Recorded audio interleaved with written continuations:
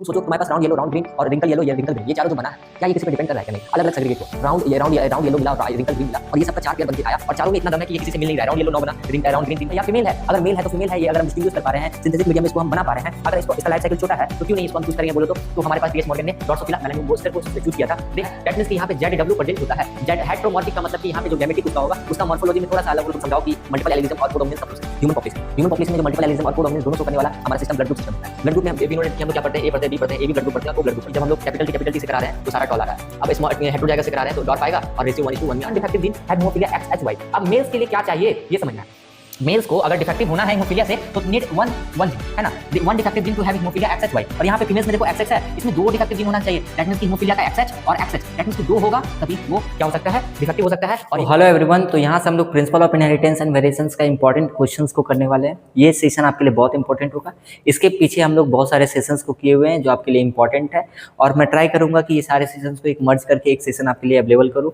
और उसके बाद यहाँ से हम लोग स्टार्ट करते हैं वो सारे इंपॉर्टेंट क्वेश्चन जो जिसका इन्फॉर्मेशन आपके कल के एग्जाम, दैट मींस कि परसों के एग्जाम में आपका यूज हो रहा होगा। और अगर आप इस सेशन को भी देख के चले जाते हो और अच्छी तरीक़ा से चीज़ों को रिकॉल करते हो, जो चीज़ भूल रहे हो उसको स्क्रिबल करके लिखो रफ पेपर में, इससे आपका क्या होगा, एग्जाम बहुत अच्छा जाएगा। और ऐसा सबको महसूस होता है कि याद कुछ नहीं हो रहा है क्योंकि सब्जेक्ट ही ऐसा है, तो जो टर्मिनोलॉजी याद नहीं हो रहा है या जो चीज़ याद नहीं हो रहा है उस पर सिर्फ फोकस करो। बाकी सारा चीज़ तुम बायो में कुछ लिख ही दोगे, तो टर्मिनोलॉजी और जो चीज़ याद नहीं हो रहा है उसको बार बार लिखो, जो इंपॉर्टेंट चीज़ है उसको बार बार लिखो, जो डेटा आ रहा है उसको तुम एक पेज में ट्राई करो कि लेने का। डेट मीन्स कि जब आप लेक्चर देख रहे हो तो जल्दी जल्दी स्क्रिबल करके देखो कि आपको क्या याद नहीं आ रहा है। ठीक है, तो हम लोग सेशन को बिना डिले किए हुए स्टार्ट करते हैं। हमारे पास क्वेश्चन क्या है कि during a medical investigation infant that means कि तुमको पता होना चाहिए कि 1 साल के बेबी के अंदर का बात हो रहा है। दैट मीन्स कि ये देखने को क्या मिला कि उसमें ट्राइसोमी देखने को मिला, 21 क्रोमोसोम्स का एक्स्ट्रा देखने को मिला। तो इसके कारण हम बोलते हैं ट्राइसोमी ऑफ 21। अब आपका क्वेश्चन से बोल रहा है कि बताओ कि उसमें जो चाइल्ड में सिम्टम्स फ्यूचर लाइफ में क्या देखने को मिलेंगे। तो फ्यूचर लाइफ में ये सिम्टम्स क्या, सबसे पहले तो ये एक जेनेटिक डिसऑर्डर है, तो जिसका नाम क्या है, डाउन सिंड्रोम। इसमें होता क्या है कि जेनेटिक डिसऑर्डर में होता यही है कि इसमें आपका प्रेजेंस ऑफ एक्स्ट्रा क्रोमोसोम्स 21, जिसको हम ट्राइसोमी ऑफ 21 बोल रहे हैं। अब हमारे पास नेक्स्ट पॉइंट ये है कि ये जो अफेक्टेड इंडिविजुअल्स है इसमें क्या क्या सिम्टम दिखेंगे। सबसे पहले शॉर्ट स्टेचर, ठीक है, मतलब फिजिकली एक तो वीक रहेगा। शॉर्ट स्टेचर मतलब कि हाइट वाइट भी एकदम कद काठे जिसको बोलते हैं वो भी कम रहेगा। और उसके बाद विथ स्मॉल राउंड हेड, और हेड का भी थोड़ा ढांचा है जो स्मॉल राउंडेड तुम्हारा देखने को मिलेगा, तो ये लिखना है। फॉरवर्ड टंग मतलब कि टंग में ग्रुप देखने को मिलेगा। पार्सली ओपन माउथ, थोड़ा सा माउथ हमेशा खुला रहेगा। उसके बाद चौथा पॉइंट है ब्रॉड पाम। ब्रॉड होगा और पाम क्रीजेस मींस बहुत सारे उसमें लाइंस तुमको देखने को मिलेंगे पाम्स में। रिटार्डेड फिजिकली, साथ साथ क्या है, फिजिकली भी वीक होगा। Psychomotor, having IQ as well as psycho disease भी देखने को मिलेंगे। और मेंटल डेवलपमेंट तो लो होगा ही। तो दिस वाज द सिम्टम्स जो उसके फीचर्स में उसको दिखेंगे। नेक्स्ट क्वेश्चन आपके पास है कि explain the mechanisms of sex determination in honey bee. तो जब हम हनी बी का बात करते हैं, हनी बी में सेक्स डिटर्मिनेशन कैसे होता है। जब हम हनी बीज के ऊपर देखते हैं तो इसका जो सबसे पहले समझना कि इसका मैकेनिज्म्स को बोलते क्या है। इसके मैकेनिज्म्स को बोलते हैं हैप्लोडिप्लॉइड। क्या बोलते हैं, हैप्लोडिप्लॉइड मैकेनिज्म। सबसे इंपॉर्टेंट पॉइंट ये तुम्हारे लिए होने वाला है। तो ये जो मैकेनिज्म्स है हमारे पास, हैप्लोडिप्लॉइड मैकेनिज्म्स है, इसको इसमें क्या है, अनफर्टिलाइज एक डेवलप्ड इनटू मेल। सबसे पहले अनफर्टिलाइज, देखो जैसे पॉइंट बना के मैं सारा क्वेश्चंस आपको करवा रहा हूँ, पॉइंट बना के लिखने से क्या होता है कि आपको समझ में आएगा और एग्जामिनर को ज़्यादा मेहनत नहीं करना पड़ता है। डायग्राम का यूज करो, पॉइंट बनाओ, ये सारा इंपॉर्टेंट टिप्स को फॉलो करो, अंडरलाइन करो, हाईलाइट करो पॉइंट को। ये 3 पॉइंट को मेंशन करो हर एक एग्जाम में। बायो का एग्जाम है तो उसमें डायग्राम से दिखाओ, पॉइंट वाइज करके लिखो, पैराग्राफ्स मत लिखो, ये तुम्हारे लिए अच्छा होगा। और डायग्राम को लेबल करो और डायग्राम का जो लेवलिंग है उसके ऊपर डायरेक्शन दिखाओ कि ऊपर से नीचे या नीचे से ऊपर क्या है, ये सब के ऊपर फोकस करो। और हम लोग अभी क्वेश्चंस को देख रहे थे, देखो तो यहाँ पे females is diploid, that means कि 2n। मेल्स यहाँ पे कैसा होता है, हैप्लॉइड होता है। उसके बाद डायग्राम रिप्रेजेंटेशंस का यहाँ पे कैसे आपको दिखाना है, ध्यान से देखना। ये फीमेल्स है, ये मेल्स है। फीमेल्स के हनी बीज का अगर बात करते हैं, क्रोमोसोम्स कितना है, 32। फीमेल्स के कितना अंदर है, 32। यहाँ पे मेल्स में कितना है, 16। फीमेल्स में जब 32 है, यहाँ पे आपको मियोसिस देखने को मिलेगा। जब मियोसिस देखने को मिलेगा तो यहाँ पे 16 और 16 आपको पता है कि ये डिवीजन जो हो रहा है आपके पास मियोसिस में, ये 16 बढ़ गया। ठीक है, माइटोसिस म्योसिस तो आपको पता होना चाहिए। और देखो ये इक्वेशनल डिवीजन हुआ जहाँ पे 16 ही रह गया। अब ये जो हमारे पास डिवीजन हो रहा था, हमारे पास यहाँ पे क्या होता है, पार्थेनोजेनेसिस होता है। दैट मीन्स कि बिना फ्यूजन का, जाइगोट का, यहाँ पे क्या हो गया, देखो गैमेट जो भी है वो क्या किया, मेल बनाया। और मेल, ये मेल जो बना वो 16 क्रोमोसोम्स का है। कितना क्रोमोसोम्स का, 16 क्रोमोसोम्स का। बट ये जो 16 था, एक 16 से पार्थेनोजेनेसिस से यहाँ पे एक मेल बना, और यहाँ पे जो हमारे पास बना ये 16 जो बचा वहाँ इसका माइटोसिस से जो ये आया था 16 जाके फर्टिलाइजेशन किया, और यहाँ से एक फीमेल बना जिसका 32 क्रोमोसोम्स है। तो तुम्हारे पास पॉइंट ये है कि इसका जो मेल बन रहा है वो पार्थेनोजेनेसिस से बन रहा है, जिसके कारण से इसके पास 16 है, और ये फीमेल जो बन रहा है वो फ्यूजन कर रहा है, फर्टिलाइजेशन हो रहा है, जिसके कारण से 32 है। क्या पॉइंट समझ में आया? तो ये तुम्हारा कॉन्सेप्ट था हैप्लोडिप्लॉइड। दैट मीन्स कि यहाँ पे तुम्हारे पास जो फीमेल्स है उसमें तुम देख सकते हो कि 32 क्रोमोसोम्स है, मेल्स में 16 क्यों है कि वो पार्थेनोजेनेसिस से बन रहा है, और फीमेल्स यहाँ पे देखो फ्यूजन कर रहा है, फर्टिलाइजेशन से बन रहा है। नेक्स्ट क्वेश्चन है कि 2 चिल्ड्रन है, एक का ब्लड ग्रुप। अब यहाँ पे देखो क्या बोला है कि ब्लड ग्रुप जो हमारे पास है AB and the other with blood group O are born to parents where the father has blood group A, ठीक है, and the mother has blood group B। That means कि सर यहाँ A भी blood group है, B भी blood group है, तो work out cross so that how it is possible. तो हमारे पास तो पहले पता है कि फादर का बात किया है तो IA, दैट मीन्स कि अगर A ब्लड ग्रुप है तो उसको हम IA तो लिखेंगे, रेसेसिव में तो ये होगा ही। फादर का अगर B है तो यहाँ पे B लिखेंगे, और रेसेसिव में I होगा ही, ठीक है। फादर को IA I लिखे और मदर को IB I लिखे, ठीक है। उसके बाद हम क्या कराते हैं, इसको क्रॉस करवा रहे हैं। क्रॉस करवाने से हम देखें कि सबसे पहले IA और IB बनेगा, और ये हमारा एक ऐसा बनेगा जिसको हम बोल रहे हैं जहाँ पे दोनों डोमिनेंट है, A और B दोनों डोमिनेंट है, इस कोडोमिनेंस का केस बन गया। और ये देखो, तो ये कोडोमिनेंस यही तुमको याद रखना है, ये वाला पॉइंट तुमको याद रखना है। I और IB I ये तो नॉर्मल है, ये O है क्योंकि यहाँ पे कोई भी डोमिनेंट देखने को नहीं मिल रहा है, तो यहाँ पे क्या है तुम्हारा O आ गया। अब यहाँ पे देखो B है, यहाँ पे B डोमिनेंट है, यहाँ पे A डोमिनेंट है। इसको वर्ड में कैसे लिखना है, फादर मदर का क्या होगा वही चीज को यहाँ पे लिख सकते हो AB। और अब बात कर रहे हैं कि चिल्ड्रन का ब्लड ग्रुप क्या होना चाहिए, तो चिल्ड्रन का ब्लड ग्रुप आपका क्या हो जाएगा, AB IA IB, ये भी हो सकता है, ठीक है।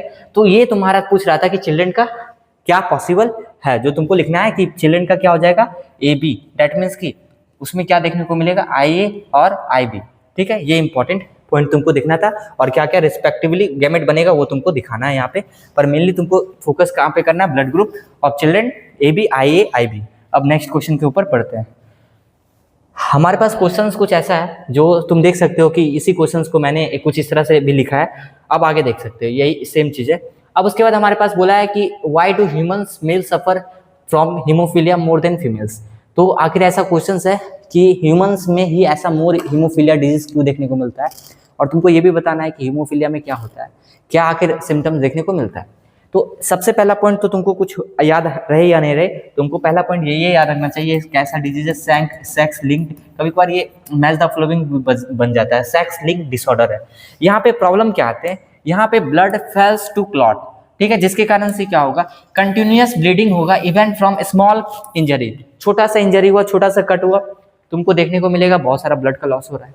उसके बाद क्या है, the recessive x link gene cause haemophilia. तो यहाँ पे सोचना ये है कि एक्स लिंक जीन जो है वो हीमोफीलिया को कॉज कर रहा है, सबसे इंपॉर्टेंट पॉइंट, ठीक है। अब उसके बाद तुमको पता होना चाहिए कि मेल्स के अंदर XY होता है, फीमेल्स के अंदर XX होता है। अब यहाँ पे समझना ये है कि need just one defective gene have haemophilia XHY।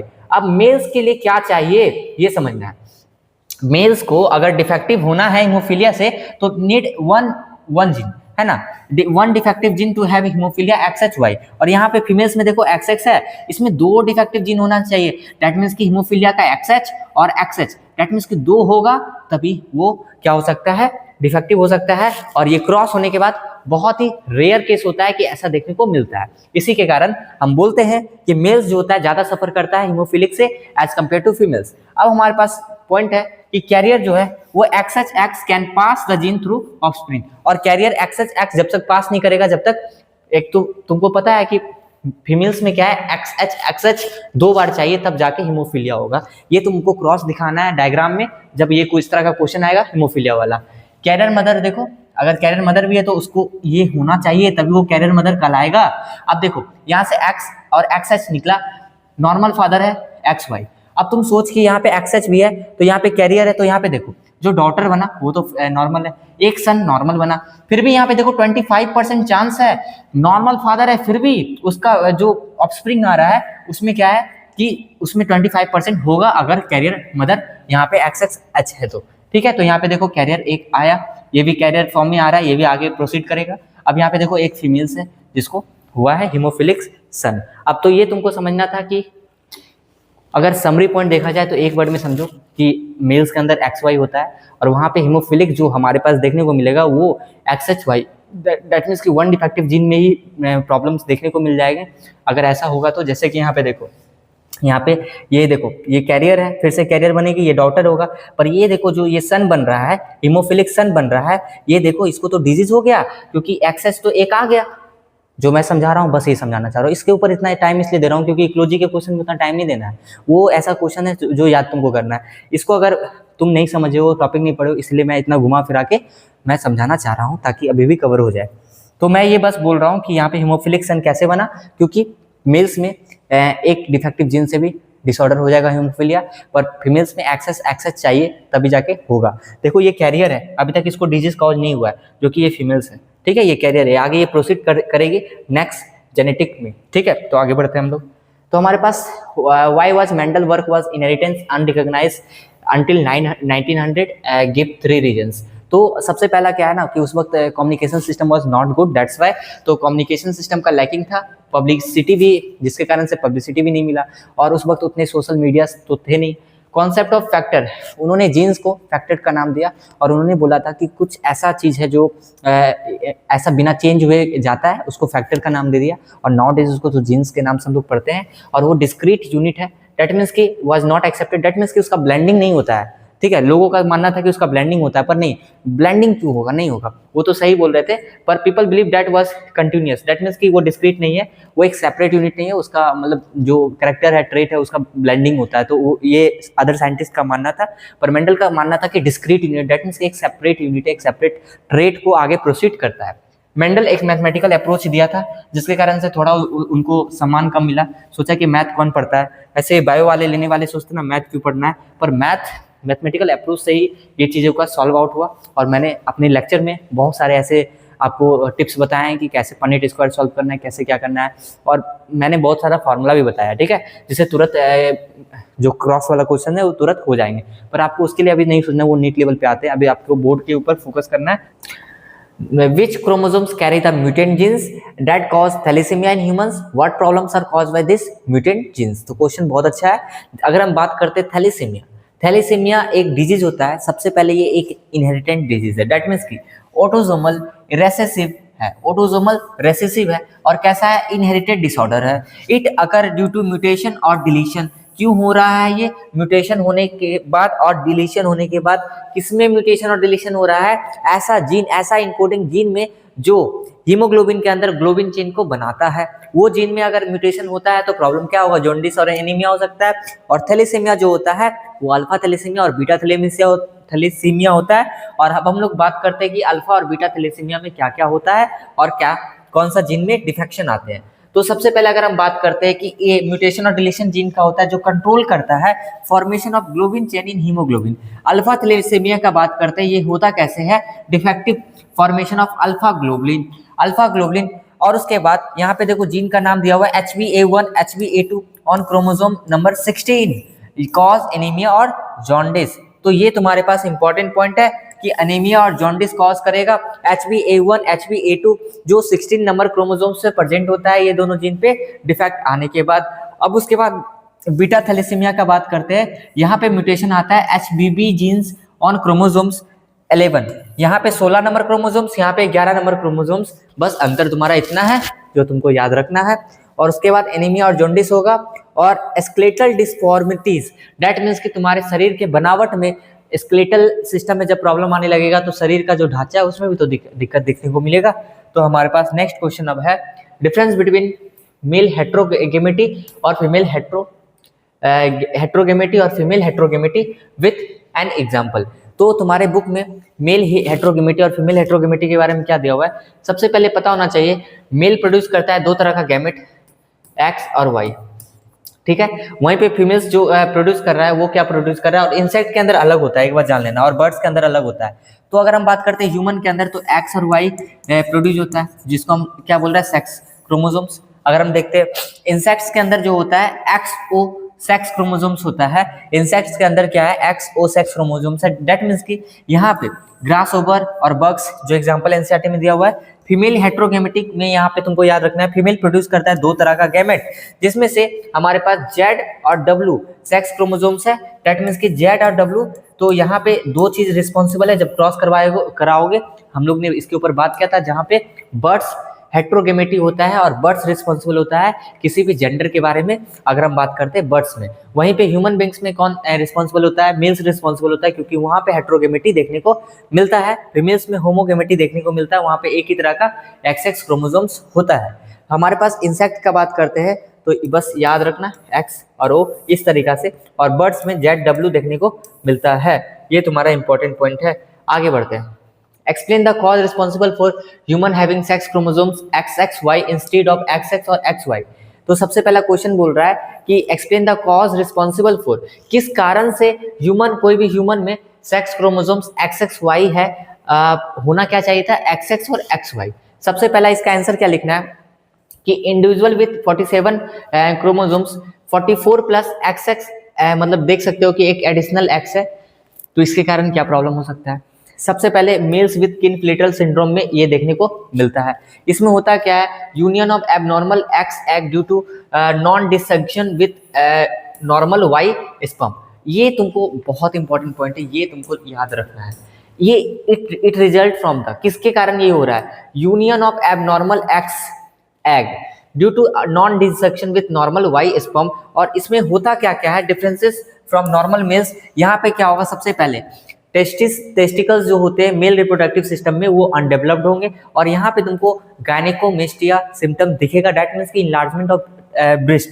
तो ये तुम्हारा कुछ प्रॉब्लम है किसके अंदर, तुम्हारे पास किनफ्लेटर सिंड्रोम में। टर्नर सिंड्रोम, किनफ्लेटर सिंड्रोम, ये बहुत इंपॉर्टेंट है, बार बार एग्जाम में पूछा जाता है।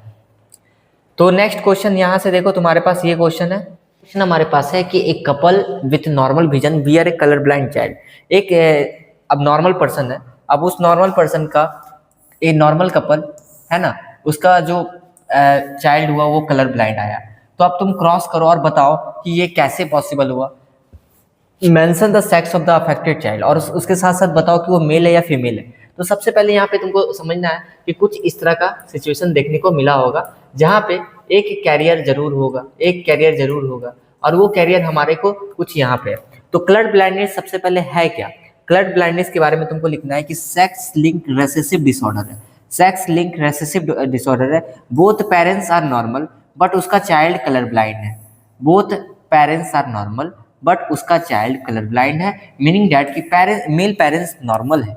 इसका मतलब क्या हो गया, मेल पेरेंट्स नॉर्मल है, तो कैरियर कौन है, फीमेल पेरेंट्स कैरियर है। क्रॉस कैसे करवा दो, देखो ध्यान से।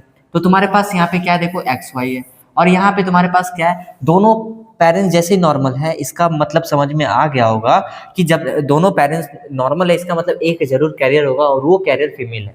ठीक है, अब यहाँ पे देखो, इसको कैरियर को हम इस तरीका से दिखा रहे हैं। अब यहाँ पे देखो, इसका एक इधर सेपरेट हुआ, एक इधर सेपरेट हुआ, और XY इसमें 2 है।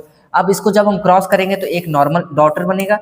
अब एक अगर इसके साथ क्रॉस होता तो फ्यूचर में उसका एक नॉर्मल सन बनता, और अगर ये कैरियर के साथ XX क्रॉस होता तो एक कैरियर डॉटर बनेगा। ठीक है, अगर फ्यूचर में उसका एक कैरियर डॉटर भी बन सकता है। अब उसके बाद देखो, यहाँ पे हमारे पास यहाँ पे एक कैरियर यहाँ पे भी आ रहा है, तो Y यहाँ पे देखो कलर ब्लाइंड सन, तो ये वाला क्रॉस देखने को मिला होगा, तो जाके सिचुएशन ये हुआ होगा। ठीक है, जहाँ पे कैरियर और यहाँ पे एक Y आया होगा, तब जाके सन हुआ, और वो सन कैसा हुआ, कलर ब्लाइंडनेस हुआ। अगर यहाँ पे नॉर्मल X रहता और नॉर्मल ये वाला हो Y होता, तो हमारे पास नॉर्मल सन होता, पर यहाँ पे कैरियर आया होगा और Y आया होगा, तो जाके ये आया होगा। तो ये तुमको दिखाना होगा कि इसका जो कलर ब्लाइंड सन का क्या होगा, तो कुछ इस तरह का होना चाहिए, अफेक्टेड चाइल्ड इज मेल। ठीक है, ये तुमको दिखाना था। तो ये कैसे हुआ, ये तुमको पता होना चाहिए था, कहाँ से क्या आया है। अब उसके बाद हमारे पास नेक्स्ट क्वेश्चन ये है, name the disorder of human suffers from due to monosomy of the sex chromosomes, give the karyotype and write the symptoms. तो अगर हम बात करते हैं मोनोसोमी, तो यहाँ पे फिर से रिपीटेड क्वेश्चन है, जहाँ पे हम लोग बात कर रहे थे टर्नर सिंड्रोम के बारे में, जहाँ पे अब्सेंस होता है। मोनोसोमी मींस एक एक्स क्रोमोसोम्स अब्सेंस है। जब एक एक्स क्रोमोसोम्स अब्सेंस है तो इसको हम कैसे लिखेंगे, 44 ऑटोसोम्स प्लस एक्स, और यहाँ पे एक अब्सेंस है तो यहाँ पे 0 डाल रहे हैं। इसी तरीका से हम लोग दिखा रहे हैं, ठीक है। या ओ, अब तुम ओ से याद रखो या फिर 0 से याद रखो, ओ तो यहाँ पे है नहीं, यहाँ पे क्या है 0। 0 कैसे दिखा रहा है, 44 प्लस एक्स और 0। यहाँ पे देखो सेक्स क्रोमोसोम, सिम्टम्स क्या होगा, sterile female, lack of secondary sexual character, that means कि सेकेंडरी सेक्सुअल कैरेक्टर स्टेट नहीं होगा, बैब्ड नेक होगा। बॉयज में यहाँ पे कैसे, यहाँ पे कोई कोई तो जिम भी जाते हैं और इसका भी बैब्ड नेक बनाते हैं, पर ये फीमेल्स में देखने को मिलेगा। दैट मींस कि यहाँ पे जो नेक होगा, यहाँ पे तुम्हारा बैब्ड देखने को मिलेगा, ठीक है। अब यहाँ पे हमारे पास क्या है, webbed neck with broad chest, under developed breast. और अब आगे बढ़ते हैं, ठीक है। तो नेक्स्ट क्वेश्चन के ऊपर देखो हम लोग बात करते हैं। बहुत इजी क्वेश्चन है कि दो कॉन्ट्रास्टिंग कैरेक्टर के बारे में तुमको बताना है। वो जो दो कॉन्ट्रास्टिंग दैट मीन की ट्रेट है विथ रिस्पेक्ट टू सीड्स, किसका सर, पी प्लांट का, that were studies by Mendel. तो मेंडल ने जो स्टडी किया था, मेंडल ने क्या स्टडी किया था, जो 7 पेयर ऑफ कॉन्ट्रास्टिंग ट्रेट को स्टडी किया था ना, उसके बारे में आपको दिया हुआ है। एक तो दिया हुआ है सीड का शेप, दैट मीन्स की सीड का शेप अगर राउंड है तो उसके लिए अगर कैपिटल आर यूज कर रहे हो तो जेनेटिक्स में इसका अपोजिट लेटर यूज होता है, अपोजिट दैट मीन्स की स्मॉल लेटर यूज होता है। तो राउंड का रिंकल हो जाएगा, डब्ल्यू मत यूज कर देना, तो राउंड का रिंकल दैट मीन्स के स्मॉल आर। सीड का कलर जो होगा अगर येलो है तो डोमिनेंट येलो होता है, पता होना चाहिए, पता होता नहीं है एकदम याद कर लो क्योंकि आएगा क्वेश्चन में। और ये वाई से रिप्रेजेंट हो रहा है तो ग्रीन हमारा जी से रिप्रेजेंट ना हो करके स्मॉल वाई से रिप्रेजेंट होगा। अब हमारे पास दूसरा पॉइंट ये हो गया। तीसरा पॉइंट हमारे पास है सीड का शेप हो गया, सीड का कलर हो गया। उसके बाद हमारे पास मान लो प्लांट का हाइट भी तुम ले सकते थे, तो प्लांट का हाइट अगर हम लेंगे तो प्लांट का हाइट हमारे पास 2 होता है, या तो टॉल होगा या तो डॉर्फ होगा। अगर हम टॉल का बात करते हैं तो कैपिटल टी यूज करेंगे, डॉर्फ का बात करेंगे तो स्मॉल टी यूज करेंगे। तो दिस वाज द कॉन्सेप्ट, बहुत इजी क्वेश्चन। आगे बढ़ते हैं। नेक्स्ट क्वेश्चन बोला on what basis the skin colour in humans consider as polygenic. तो पॉलीजेनिक क्या होता है, पॉलीजेनिक कैरेक्टर का जब हम लोग बात करते हैं तो पॉलीजेनिक कैरेक्टर होता क्या है कि स्किन का कलर को 3 जीन्स अगर कंट्रोल कर रहा है या फिर 1 से ज्यादा जीन्स कोई भी चीज को कंट्रोल करते हैं तो उसको हम लोग पॉलीजेनिक इनहेरिटेंस बोलते हैं। इसके प्लियोट्रॉपी अलग होता है। प्लियोट्रॉपी में क्या होता है, मल्टीपल फिनोटॉपिक कैरेक्टर्स जो होते हैं कंट्रोल होते हैं, जैसे कि फिनाइलकीटोन्यूरिया एक डिजीज है, वहाँ पे मैं क्वेश्चंस करवाया हूँ, ठीक है। और हो सकता है आगे आपको मिलेगा इसका, तो पीछे ही करवाया हूँ वो फिनाइलकीटोन्यूरिया वाला। तो हमारे पास क्वेश्चंस ये पॉलीजेनिक में क्या है, polygenic characteristics are defined as trait which is controlled by more than 1 gene. जैसे कि स्किन का कलर जो है ह्यूमन में वो कंट्रोल कैसे हो रहा है, 3 जीन्स कंट्रोल कर रहा है, और this genes control the melanin level of skin और which result in the phenotypic variations. इसके कारण से फिनोटाइपिक वेरिएशंस देखने को मिल रहे हैं। और ये हमारा यहाँ पे क्वेश्चन था, तो हम लोग नेक्स्ट क्वेश्चन देखते हैं। Difference between gene and allele, तो मैंने लेक्चर में भी बताया था। हमारे पास मान लो कि ये हमारे पास एक डीएनए है जो एक तरह का डोमिनेंट है, क्या है, डोमिनेंट है। और आपको पता होना चाहिए कि ये डीएनए के ऊपर क्या होता है, जीन होता है। क्या होता है, जीन होता है। जीन एक सेगमेंट होता है। अब इसी को हम क्या करेंगे कि हमारा इसका 2 फॉर्म बन जाएगा, जिसको हम क्या बोल रहे हैं, एलील बोल रहे हैं। क्या बन रहा है, एलील। एलील कब बोल रहा है, जब इसका सेम फॉर्म है। जैसे कि के लिए मान लो कि ये हमारे पास आई कलर के लिए, तो ये भी हमारे पास आई ब्लैक आई है जो डोमिनेंट है, म्यूटेंट है। यहाँ पे हमारे पास आई कलर चेंज हो गया, यहाँ पे भी आई कलर चेंज हो गया, यहाँ पे मान लो ब्राउन बन गया, यहाँ पे हमारे पास मान लो ग्रे बन गया, तो या ब्लू बन गया। तो इस केस में हम क्या देख पा रहे हैं कि आई कलर का ही है जीन, आई कलर का ही है डीएनए का सेगमेंट, उस पर जो जीन है। पर हमारे पास क्या है कि जो कलर है इंफॉर्मेशन से वो थोड़ा सा बदल गया है। ब्लैक से एक में क्या हो गया हमारे पास, ब्लैक से हमारे पास एक ब्राउन हो गया है, और एक हमारे पास क्या हो गया है, ग्रे हो गया है या फिर ब्लू हो गया है। तो डिफरेंस अगर लिखने के लिए बोलेगा तो इसको लैंग्वेज में कैसे लिखना है कि सबसे पहले जीन क्या एक सेगमेंट है डीएनए का जो कंट्रोल करता है स्पेसिफिक ट्रेट, किसी भी ऑर्गेनिज्म का स्पेसिफिक ट्रेट को कंट्रोल करता है। फिर से मैं बात कर रहा हूँ, ये हमारे पास डीएनए है और इस डीएनए के पास सेगमेंट होता है। ये सेगमेंट क्या होता है, अलग अलग सेगमेंट अलग अलग चीज़ों को कंट्रोल करता है। जैसे कि ये मान लो आई कलर के लिए, ये मान लो हेयर कलर के लिए, ये मान लो कि हमारा स्किन कलर के लिए। तो अलग अलग जीन्स के पास इंफॉर्मेशन अलग अलग होते हैं कि अलग अलग कैरेक्टर्स के अलग अलग ट्रेट को कंट्रोल करने का तो ये हमारा इस तरह करके तुमको लिखना है। एलील क्या है? पर्टिकुलर वेरिएंट होता है जीन का, दैट मीन्स कि जीन का ही मॉडिफाइड फॉर्म्ड होता है। जैसे मान लो कि यहाँ पे हमारे पास हेयर कलर ब्लैक है, तो हेयर कलर का मॉडिफाइड फॉर्म क्या क्या हो सकता है? ब्राउन हो सकता है, तो उसको हम क्या बोलेंगे? एलील बोलेंगे। अब उसके बाद the colour of hair is traited determined by gene but different hair colour are variant allele, जो हमारा क्या है? एक तरह से एलील है। नेक्स्ट क्वेश्चन है state the chromosomes defect in individual with Turner syndrome, 2015 में क्वेश्चन आया है। तो तुमको पता होना चाहिए कि टर्नर सिंड्रोम में मोनोसोमी होता है सेक्स क्रोमोसोम्स का, यहाँ पे एब्सेंस होता है एक्स क्रोमोसोम्स, जिसके कारण से 46 ना होकर 45 क्रोमोसोम्स किसी भी इंडिविजुअल्स में देखने को मिलते हैं। तो इसको हम कैसे लिखेंगे? 44 प्लस XO, यहाँ पे एब्सेंट O दिखा रहा है यहाँ पे एब्सेंट को, तो इस तरीका से तुमको 45 क्रोमोसोम्स को पता होना चाहिए कि अगर एक कम है तो 45 है, और ये लिखने के लिए आना चाहिए कि 44 प्लस XO लिखना है। आगे बढ़ते हैं। नेक्स्ट क्वेश्चन हमारे पास है कि जो ब्रिटिश का साइंटिस्ट था आरसी पनेट, तुम लोग को नाम पता होना चाहिए कि ये हमारा जेनेटिस्ट था। उन्होंने एक ग्राफिकल रिप्रेजेंटेशन किया, और पनेट स्क्वायर वही दिया ना, पनेट स्क्वायर जो बॉक्स करते हो, तो ग्राफिकल रिप्रेजेंटेशन में इन्होंने पनेट स्क्वायर दिया था और mention the possible result this represent the predict the geneticist cross. तो पनेट स्क्वायर एक ग्राफिकल रिप्रेजेंटेशन होता है जो कैलकुलेट करता है सारे प्रोबेबिलिटी को कि कितने पॉसिबल जीनोटाइपिक होंगे। और मैंने लेक्चर में इसका ये भी बताया था कि पनेट स्क्वायर का फॉर्मूला क्या होता है, याद करो 4p⁴n, जो मैं जिससे हम लोग पता कर सकते थे कि कितना बॉक्स बनेगा। तो ये एक तरह से प्रोबेबिलिटी बताता है पॉसिबल जीनोटाइपिक कितने बन सकते हैं किसी ऑफस्प्रिंग का जेनेटिक क्रॉस में। ये मदद करता है प्रिडिक्टिंग करने का various types of genotypes and phenotypes that can be observe. Very easy questions. आगे बढ़ते हैं, जैसे कि आई थिंक कि ये इसके लिए नहीं है, यस ये इसके लिए होना चाहिए, यस। तो हमारे पास जो है what is test cross. Test cross है क्या? सबसे पहले टेस्ट क्रॉस है क्या? टेस्ट क्रॉस को हम लोग बैक क्रॉस भी बोलते हैं। क्या बोलते हैं? बैक क्रॉस भी बोलते हैं। ये हमारे पास किसी भी चीज़ का जीनोटाइपिक, और बेसिकली अगर देखा जाए जीनोटाइपिक पता करने के लिए ही बनाया गया था। अगर हम कैपिटल सोचो कि अगर हम डोमिनेंट कैरेक्टर को ले रहे हैं, टॉल को ले रहे हैं, और उसको हम लोग क्रॉस करवा रहे हैं, तो उस केस में होगा क्या? जब हम लोग क्रॉस करवाएंगे तो सारा चीज़ तो टॉल बनेगा। पर अगर हम हेट्रोजाइगस ले रहे हैं, टी और स्मॉल टी ले रहे हैं, तो जरूर वो अपना एक ना एक प्लांट को डॉर्फ बनाएगा। इसी तरीका से हमको पता चल जाएगा कि जब हम लोग क्रॉस करवाएंगे, दैट मीन्स रेसेसिव से क्रॉस कराते हैं। यहाँ पे हमेशा यहाँ पे रेसेसिव से क्रॉस कराया जाता है। जैसे स्मॉल टी है, उस तरीके से स्मॉल आर भी हो सकता है, पर बशर्ते तो वहाँ पे कैपिटल आर होना चाहिए।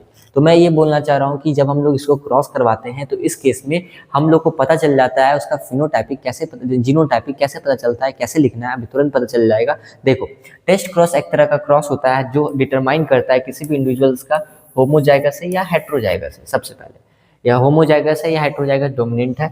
The individual is cross with the homozygous recessive, जैसे कि टॉल होमोजाइगस लिया गया। और देखो यहाँ पे कैपिटल टी को स्मॉल टी से जब करवाएं तो हमारे पास गैमेट जो बना होगा टी और स्मॉल टी बना होगा, ठीक है। और जिसमें से भी हमारे पास रिजल्ट क्या आया होगा? सारा टॉल आया होगा। पर अगर सारा टॉल आया, डेट मीन्स की हमारा जरूर ये वाला जो कैरेक्टर होगा डोमिनेंट होगा, कैपिटल टी होगा। अगर प्लांट प्रोड्यूस कर रहा है सिर्फ tall plant offspring, then genotype is homozygous. अगर टॉल हेट्रोजाइगस से हम क्रॉस करा रहे हैं तो इस केस में क्या होगा? जो हमारे पास रिजल्ट आएगा वो हमारे पास कुछ ऐसा आना चाहिए, ठीक है। दैट मीन्स की T small T and T, कुछ गैमेट हाँ यहाँ से क्या ऐसा ही बन सकता है। यहाँ से टी निकला और यहाँ से देखो तुम्हारे पास एक स्मॉल टी। दैट मीन्स कि हमारे पास जो प्रोजेनी बनेगा टी स्मॉल टी बनेगा और स्मॉल टी बनेगा। दैट मीन्स कि रेशियो लगभग 1:1 का आएगा। कैसे आएगा? इसको क्रॉस के माध्यम से देख सकते हो तुम। देखो तो हमारे पास देखो यहाँ पे हम लोग क्रॉस करवाएं, ये क्रॉस करवाएं, ये तो नॉर्मल मोनोहाइब्रिड का हो गया, ठीक है। तो ये जो हमने किया है ऐसे करके तुम दिखा दोगे तो तुम्हारा काम हो जाएगा।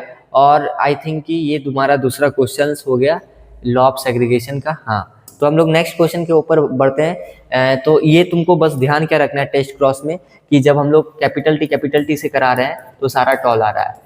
अब स्मॉल हेट्रोजाइगस से करा रहे हैं तो डॉर्फ आएगा और रेशियो 1:1 में आ रहा है। तो इसका मतलब कि जरूर हमारा जब डॉर्फ आया तो 1:1 में आया तो जरूर हमारे पास जो हेट्रोजाइगस गैमेट पार्ट लिया होगा। तो ये क्वेश्चन था। State and explain the law of segregation and propose by Mendel monohybrid cross. तो लॉ ऑफ सेग्रीगेशन का बात करते हैं तो ये जो लॉ होता है ये बताता है कि फैक्टर और एलील हमेशा क्या होता है? जोड़ा में होता है और सेग्रीगेट करता है अलग ड्यूरिंग गैमेट फॉर्मेशन। और such gamete receive only one pair of factor, और ऐसा समझ लो कि एक पेयर ऑफ फैक्टर्स को रिसीव करता है, यहाँ पे किसी तरह का ब्लेंडिंग शो नहीं करता है। मैंने क्लास में बहुत बार इसके ऊपर बात भी किया था। नेक्स्ट क्वेश्चन हमारे पास है, with the help of one example explain phenomena of multiple alleles, codominance and multiple alleles in human population. तो तुमको पता होना चाहिए कि एक एग्जांपल के थ्रू तुम समझाओ कि मल्टीपल एलिजम और कोडोमिनेंस का प्रोसेस ह्यूमन पॉपुलेशन में जो मल्टीपल एलिजम और कोडोमिनेंस दोनों शो करने वाला हमारा सिस्टम ब्लड ग्रुप सिस्टम होता है। ब्लड ग्रुप में वी नो कि हम लोग क्या पढ़ते हैं, ए पढ़ते हैं, बी पढ़ते हैं, ए बी ब्लड ग्रुप पढ़ते हैं और ओ ब्लड ग्रुप पढ़ते हैं, जिसमें से कि तुमको याद रखना है कि ये जो ब्लड ग्रुप होते हैं ये कंट्रोल होते हैं जीन आई से, जहाँ पे जीन आई का 3 एलील होता है। कौन कौन सा एलील होता है? आई होता है, आई बी होता है और स्मॉल आई होता है। ये इसको हम मल्टीपल एलिलिज्म बोलते हैं। आई और आई बी कंप्लीटली डोमिनेंट होता है आई पे, मतलब कि आई ए और आई बी तो आराम से कंप्लीटली डोमिनेंट होता है आई पे। अगर आई ए और आई बी साथ में आ जाए तो इसके कारण से ये जो प्रोड्यूस करते हैं ब्लड ग्रुप उसको बोलते हैं ए बी, और ये ए बी हमारे पास कोडोमिनेंस का एग्जाम्पल होता है। मतलब कि सबसे हीटअप पॉइंट ये वाला है जो तुमको लिखना है कि ऐसा केस कब कोडोमिनेंस कब दिखेगा? कोडोमिनेंस जब दिखेगा जब आई ए और आई बी कंप्लीटली हमारा क्या है एक साथ आ जाए। जब एक साथ आएगा तो दोनों का एक्सप्रेशन दिखेगा, और जिसके कारण से हम वो टर्म को कोडोमिनेंस बोलते हैं। और ब्लड ग्रुप और जीनोटाइप यहाँ पे देखो लगा हुआ है, जिसमें से भी ये तो नॉर्मल है हमारे पास, डोमिनेंट जो दिखा रहा है यहाँ पे आई ए तुम्हारा डोमिनेंट दिखाएगा, यहाँ पे आई बी तुम्हारा डोमिनेंट दिखाएगा। इस केस में तुम्हारे पास जो डोमिनेंट दिखाएगा वो और ए और बी है। दैट मीन्स कि इसी को एग्जाम्पल जो हमारे पास कोडोमिनेंस का होता है ये वाला। ठीक है, अब आगे बढ़ते हैं हम लोग नेक्स्ट क्वेश्चन की तरफ। नेक्स्ट क्वेश्चन हमारे पास है, state and explain the law of independent assortment in a typical Mendelian dihybrid cross.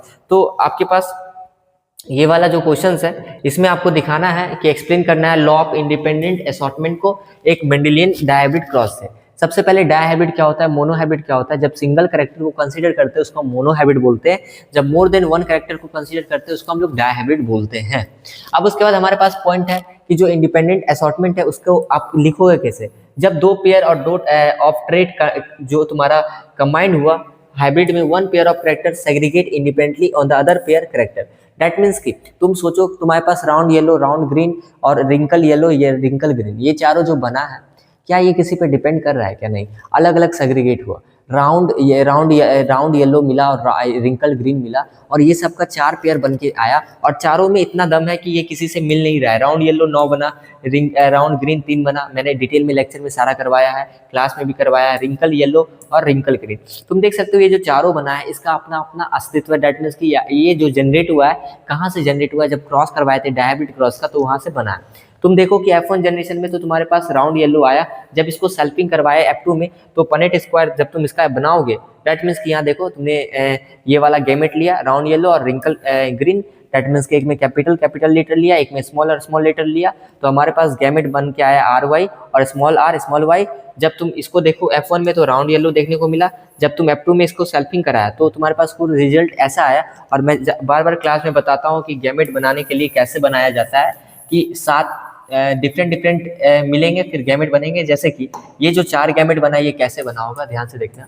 कुछ हमारे पास ऐसे बना होगा, सबसे पहले यहाँ से RY, सेम नहीं, डिफरेंट बस बनाना है, इसका याद रखना है बात।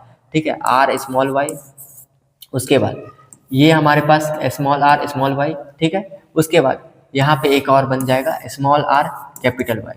ठीक है, तो तुम देखो ये वाला यहाँ पे है।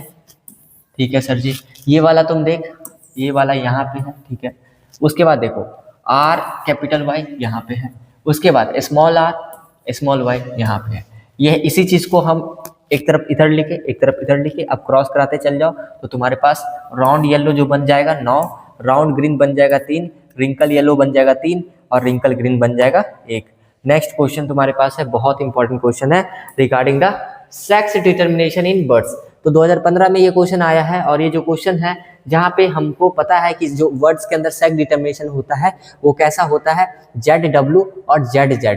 इसका मतलब क्या होता है हम लोग देखते हैं अभी तुरंत जो फीमेल्स यहाँ पे होता है, जैसे कि ह्यूमन बींग्स में मेल्स क्या होता है, हेट्रोगेमेटिक होता है, पर यहाँ पे फीमेल्स क्या होता है, हेट्रोमॉर्फिक सेक्स क्रोमोसोम्स होता है। दैट मीन्स कि यहाँ पे ZW प्रेजेंट होता है। जेड हेट्रोमॉर्फिक का मतलब कि यहाँ पे जो गैमेटिक उसका होगा, उसका मॉर्फोलॉजी में थोड़ा सा अलग होगा। दैट मीन्स कि जिस तरीका से मेल्स में X और Y होता है, फीमेल्स में XX सिर्फ होता है, और वहाँ पे जो ह्यूमंस में मेल्स रिस्पॉन्सिबल होता है किसी भी चाइल्ड के लिए, उसके जेंडर के लिए, पर यहाँ पे उसी तरीका से फीमेल्स रिस्पॉन्सिबल है कि मेल होगा या फीमेल होगा।